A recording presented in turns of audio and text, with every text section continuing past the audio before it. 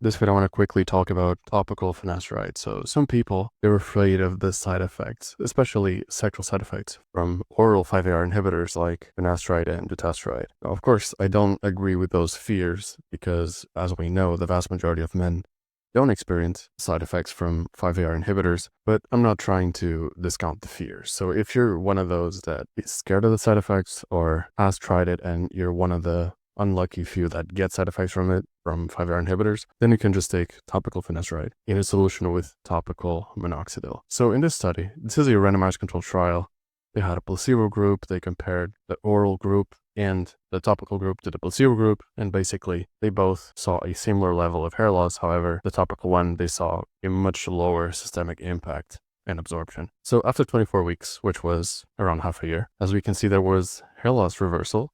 Now, of course, that may be their best case scenario. When you see hair loss reversal, it's basically the hair follicles, they were thinned out by DHT, and then reducing the DHT made the hair follicles thicken over time. That's what reversal means, because once the hair follicle dies, it's irreversible, and it wasn't the case here. So as we can see when it comes to serum DHT, the topical version still decreased serum DHT, but much less so than oral version, obviously. Here's how they applied it. This was a way that basically controls where it goes, which was a smart methodology. And basically the methodology of the study was pretty decent. You can tell the p-values are below 0.05. They were statistically significant. And if you're somehow scared of 5-AR inhibitors, you can just take the topical version and basically the chance of side effects is pretty much zero or pretty close, since you don't even absorb the vast majority of it anyway. But yeah, those of you that are scared of oral 5-AR inhibitors, you can just take this as an option. But it has a few problems because in the studies, they use perfect solutions with good solvents and good stabilizers, but you probably don't have that unless it's prescription. But in that case, it's even more difficult to access. Most of the time, I think people just make their own. They try to mix finasteride tablets with a minoxidil solution and they crush the tablets. The problem is you don't have access to great solvents and stabilizers. You don't have the perfect formulation for it. So you're going to have inconsistency problems. So perhaps there's more finasteride at the bottom, or even if there isn't, not everything is perfectly soluble. Like maybe some parts of the finasteride pills aren't going to dissolve. So there's a few problems with doing it yourself, and there are a few brands that sell solutions of topical finasteride, but they're pretty expensive. I think overall it's just much easier to access and much cheaper to just get the oral version, which is what I do. I just take, at the moment, 1 milligram finasteride a day, 0 side effects. At the beginning I had side effects, but it was just nocebo effect. It was just in my head. But yeah, I take the oral version, 0 side effects, pretty happy with the results. You can try to use the topical version, yes, but chances are you would make it yourself and you would have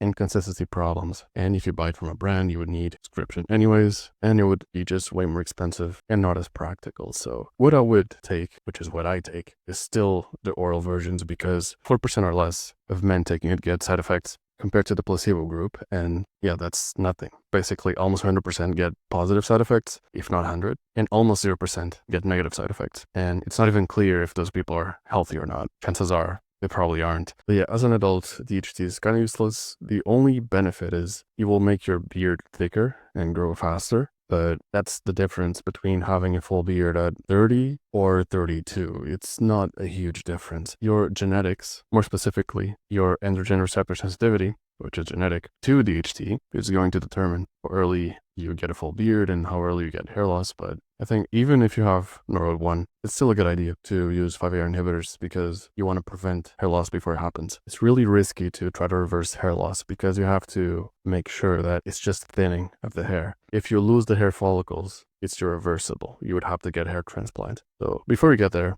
I would just do what I do now, which is take 5-AR inhibitors, even if it's oral, because the vast majority of men don't get side effects. And people who are scared of it, they usually just don't understand the mechanisms and they don't understand the side effect profile. And if you look around, and if you're in your teens or early 20s, you may start to see other men get a little bit of hair loss, but over time, if you use 5-AR inhibitors and they don't, yeah, you're gonna see a huge discrepancy when it comes to you versus them, because even if they're attractive right now, in their 30s, they may get a ton of hair loss and you don't. And that's one really easy way to surpass them, especially considering that chances are you won't even get side effects anyway. So yeah, of course, if you're below 18, don't take it because it's important during development. But for everyone else, probably a good idea, since keeping your hair is by far one of the most important looks maxes there is, because if you lose it, Even if you're really attractive right now, they're just gonna nuke your attractiveness and for no reason whatsoever. This was a low effort video. I just wanted to make something and get into the habit of posting again.